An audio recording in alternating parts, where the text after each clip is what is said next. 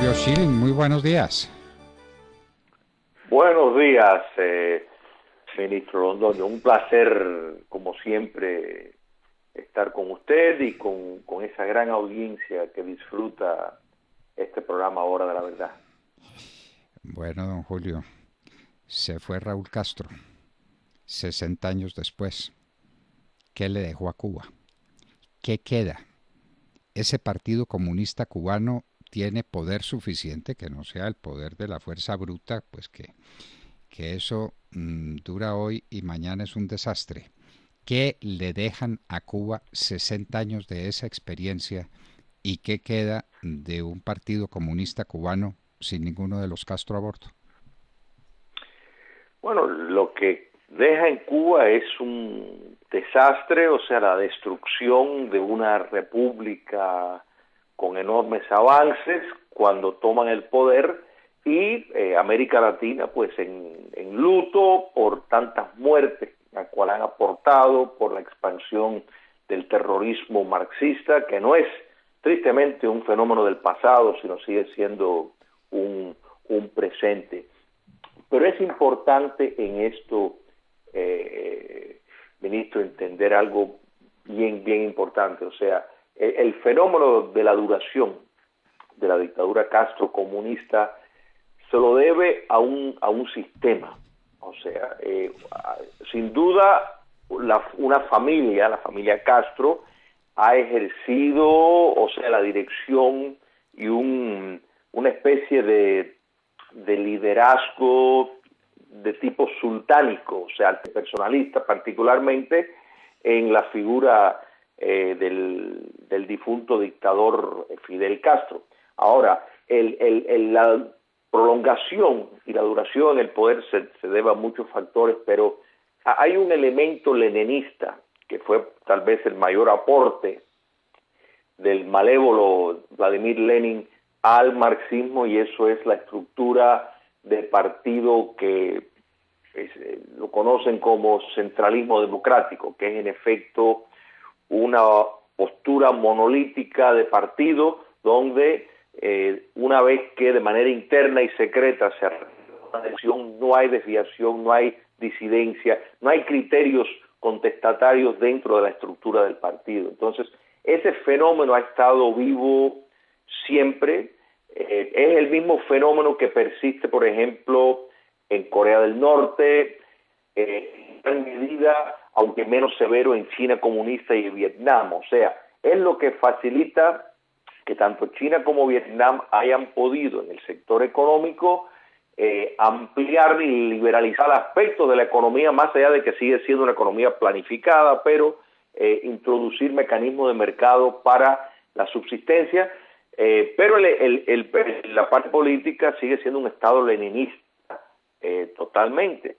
Y en el caso cubano, pues eso explica muchas cosas que naturalmente la desaparición del comunismo soviético pues colocó a Cuba comunista como la nueva fuerza imperialista del socialismo continental. O sea, a raíz del Foro de Sao Paulo, pues hemos visto el nuevo modelo dictatorial, que es una forma de llegar al poder completamente diferente. De ahí la insistencia del castrocomunismo en que, por ejemplo, grupos marxistas como las FARC, pues vayan a la vida pública, porque... Ay, Dios mío. Tenemos problemas de comunicación con don Julio. Sí, señor. Pero esto cómo puede suceder. Y sucede una y otra vez. Y en el momento en que nos está diciendo cuál es el sistema leninista que subsiste en Cuba, y le queríamos hacer unas preguntas fundamentales a Julio Schilling para que nos diga qué perspectivas le ve a un partido comunista sin Castro, ¿no? Porque se fue Fidel, que era el emblema, el ícono, como dicen, de la revolución, era el todo, era el hombre de la revolución. Quedó su hermano Raúl, desempeñando ahí una tarea, manteniendo el entable como lo podía. Se fue Raúl. El Partido Comunista que le queda a Cuba es un... Don Julio, ¿cómo le va? Saludos aquí, ministro, nuevamente. Bueno, Hay que destacar un fenómeno importante en cuanto a los Castro. El hijo de Raúl Castro, Alejandro Castro Espín, que es un coronel de la inteligencia castrista, sigue en el poder y para que la audiencia tenga una buena apreciación de quién es Alejandro Castro Espín, fue la figura que negoció el acercamiento con los Estados Unidos por parte del castrocomunismo en el restablecimiento de las relaciones diplomáticas. Es el punto clave entre las relaciones entre Cuba y Rusia. Es el punto clave entre las relaciones entre Cuba e Irán, de modo de que es el ministro del Interior, el Ministerio del Interior, mejor dicho, es el mecanismo de inteligencia, contrainteligencia y la policía política. O sea, es la fuerza que está todo el tiempo sobre el entorno político, no solo a nivel, digamos, de la fuerza de oposición y contestataria, sino el propio poder dictatorial castrista, para asegurar que se mantenga esa fidelidad a los principios del centralismo democrático y que no haya desviación. Don Julio, pero... El mayor miedo... Sí. Sí, perdón. Siga, es que no falla la comunicación en ocasiones, pero adelante. Sí, es claro que el mayor temor que tiene una dictadura como el régimen castrocomunista es una revolución de palacio, o sea, una especie de golpe de estado interno, y por eso el hijo, o sea, el Castro Espín, Alejandro Castro Espín, tiene esa posición tan importante. La economía cubana, quien la maneja es el ex yerno de Raúl Castro, Rodríguez López Calleja, que es un miembro brigadista de las Fuerzas Armadas y es el que maneja la empresa Gaesa, que controla el 70% de la economía cubana. O sea, en posiciones claves dentro del buró político del Partido Comunista Cubano, que es el entorno político directo que toma las decisiones relevantes en Cuba, son todos allegados íntimos a Raúl Castro, y de nuevo entienden bien que si cometen el error, y digo el error en el sentido de la duración dictatorial que cometió, por ejemplo, Gorbachov, que en su afán de salvar el socialismo abrió, o sea, el proceso político a tolerar diferentes posturas, incluso dentro del Partido Comunista, quebró el centralismo democrático, pues se desplomó el sistema. Eso lo tiene que hacer el comunismo. Entonces, ellos ni siquiera se atreven a iniciar lo que se inició en China, por ejemplo, en el sentido económico, por el miedo a tener lo que normalmente ocurre, porque los regímenes totalitarios es difícil hacer la distinción entre lo político y lo económico. Entonces, el gran temor es que, pues a la vez que fueran a liberalizar la economía lo suficiente como para que Cuba no necesite seguir siendo un parásito del mundo, pues entonces la sociedad clame derechos políticos y civiles y que tengan una situación parecida a lo que ocurrió en China cuando se llegó al punto de la Plaza Tiananmen. En otras palabras, que unos pocos años después que van cogiendo fuerza la liberalización económica en China, pues el pueblo chino empieza a pedir libertad, empieza a pedir democracia, y fueron aplastados porque ahí fue cuando se definió el modelo chino, que es el Estado leninista, una economía híbrida. Entonces, el castrocomunismo no quiere llegar a ese momento, porque si llega ese momento, a lo mejor las Fuerzas Armadas desobedecen órdenes y no le disparan al pueblo. Entonces, por eso es que todas las medidas económicas, que han habido más de 8 reformulaciones de la economía en 39 años, desde que se inició la primera en 1982, y todas es un paso adelante y 2 hacia atrás, porque el gran pánico que tienen de nuevo es que se les salga de las manos. Entonces, pese al enorme ejercicio de terrorismo de Estado, la gran red de espionaje y el saqueo de pueblos como el pueblo venezolano, que es quien ha estado subvencionando todo esto, el narcotráfico, su relación estrecha con, de nuevo, entes terroristas como las FARC, que en colaboración con la colonia en Venezuela y los carteles de México, pues sirven de fuente de ingreso para el socialismo continental. Entonces, pues, se ha logrado mantener todas estas razones. Cuando se cae el subsidio soviético, pues el nuevo modelo, de nuevo, que se reconstituyó desde el Foro de Sao Paulo, de que ya había que abandonar, que no tenía sentido pelear en las montañas porque no había el dinero, había que entonces entrar en las instituciones democráticas y conspirar desde adentro, y hay que insistir que esa es la razón por la cual Cuba comunista hizo tanto para que se forjara el infame pacto de la impunidad con las FARC, para que las FARC se reinsertaran por la vía civil, entre comillas, y lograra la imitación que se ha logrado en Nicaragua, en Venezuela, que Venezuela fue el proyecto piloto de ese nuevo modelo dictatorial que surge del Foro de Sao Paulo. Entonces, esto es muy alarmante y entender, o sea, el grave peligro para Colombia de seguir el curso y la falsa noción que algunos que se pueden categorizar como demócratas realmente no lo son, o sea, se califiquen como tal para competir en elecciones, pero una vez que lleguen al poder, pues van a reformular el sistema y es para quedarse eternamente. Venezuela es un caso en punto, y Colombia siempre ha sido muy codiciada por su posición estratégica. Es importante que los colombianos defiendan su democracia, porque para ahí está Cuba comunista, para después servir de centro de mando con las fuerzas represivas para sostener el poder dictatorial. Entonces, en eso es que se han sostenido y a eso siguen apelando. Bueno, don Julio, pues discrepamos en alguna visión que tengamos sobre el tema, advirtiendo que usted lo conoce mucho mejor que nosotros. Pero no ha habido dictadura, no ha habido régimen de fuerza que no necesite un símbolo, que no necesite un punto de referencia, un ícono llamaríamos ahora, que es una palabra que está muy en boga. Los Castro lo fueron, primero Fidel, desde luego, y entonces Raúl heredó eso y Raúl siguió siendo el símbolo, y se acabaron los símbolos. Usted habla de la influencia que siguen teniendo los Castro al interior del mecanismo del Partido Comunista Cubano, que es al interior del Estado cubano, pero eso no es visible para el pueblo cubano.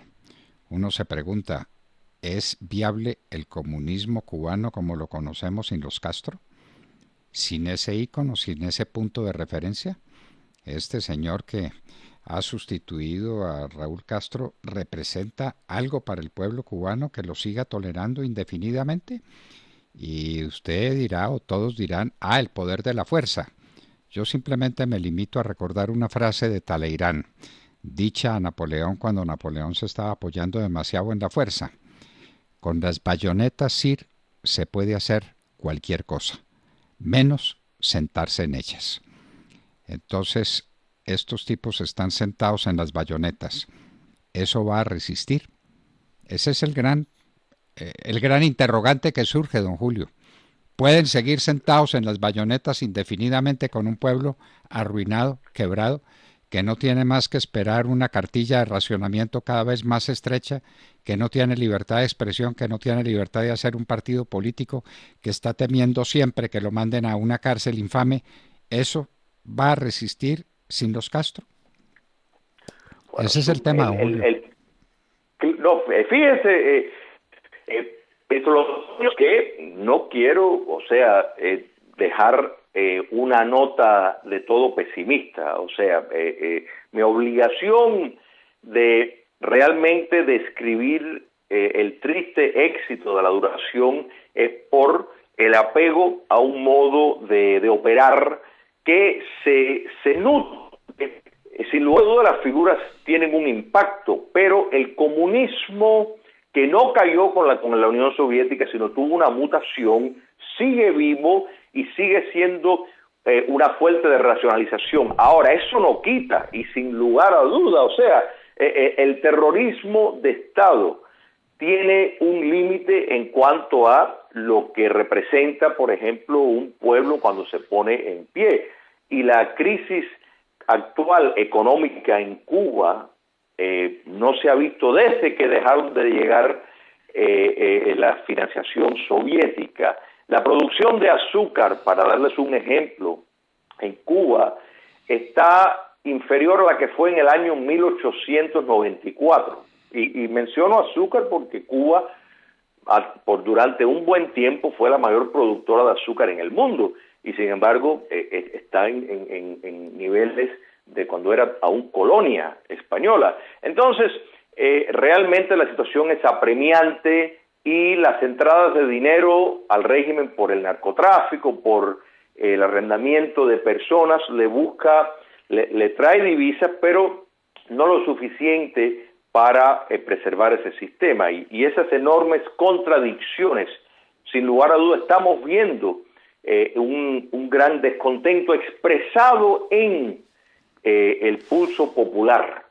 Eso es totalmente cierto, por personas, incluso la juventud cubana que no, digamos, milita en movimientos de oposición, que pese a ser ilegal tienen una vida extraordinaria. Entonces estamos viendo este descontento expresado ya públicamente, y ese es el gran reto. O sea, lo que usted ha descrito es lo que el sociólogo Max Weber pues hablaba de el traspaso de esa autoridad de un liderazgo personalista, como fue el liderazgo sultánico de Fidel Castro, y después, en cierta sentido, se lo pasó a su hermano, a una institución, que es el Partido Comunista de Cuba. El mismo fenómeno, ministro Londoño, lo vemos, por ejemplo, en Venezuela, donde muchos decían, sin el dictador Chávez no va a durar. Bueno, están ahí todavía, explica por la presencia extranjera de los mecanismos de inteligencia y de represión que han maniobrado muy exitosamente. Pero, sin lugar a dudas, los imponderables y una solución coyuntural, quiere decir por diferentes factores, es muy probable donde sea la vía. Soy optimista de que Cuba va a ser libre, de eso no me cabe duda, y de que podrá haber incluso elementos dentro de la estructura del poder y que en algún momento determinen tomar pasos patrióticos y hagan lo necesario para descabezar la tiranía comunista en Cuba. Pues eso sería noticias bienvenidas, no solo para Cuba, sino para toda América Latina, porque todos los movimientos de subversión marxista que vemos desde Argentina, Bolivia, Chile, cuentan con el aporte de la logística, la inteligencia castrocomunista. No cabe ninguna duda. Pues, don Julio, una experiencia importantísima. Lástima que tenga que ser todo un pueblo el que sea el conejo de laboratorio. Puede sobrevivir sin los Castro el comunismo que fue castrista y que ya no lo es, el comunismo cubano, que está apoyado solamente en la fuerza bruta, con un pueblo quebrado, arruinado, que no tiene comida, que no tiene perspectivas, que no tiene desarrollo individual, ni desarrollo colectivo, ni nada. En Cuba no hay nada que valga la pena, distinto de los regímenes opresores, distinto de la policía política, distinto de los servicios de inteligencia. ¿Ese sistema siniestro puede vivir por sí mismo? La gran pregunta, ¿no? Con las bayonetas SIR se puede hacer cualquier cosa menos sentarse en ellas. Ya veremos si Talleyrand tenía razón o si tienen razón los que piensan que el comunismo puede seguir su marcha sin estas representaciones icónicas, por ejemplo, de los Castro. Don Julio Schilling, muchísimas gracias por acompañarnos en la Hora de la Verdad. Qué magnífica exposición la suya. Un placer siempre, ministro Londoño, y quedo siempre a vuestra disposición y a este gran programa, La Hora de la Verdad. Un fuerte abrazo para todos, el gran equipo y toda esa gran radio audiencia que tienes. Muchísimas gracias. Julio Schilling, director de Patria de Martí, columnista del American, estaba con nosotros en la hora de la verdad. En el Banco Agrario somos un banco ágil y moderno que trabaja de la mano de un campo que produce, emprende y exporta al mundo.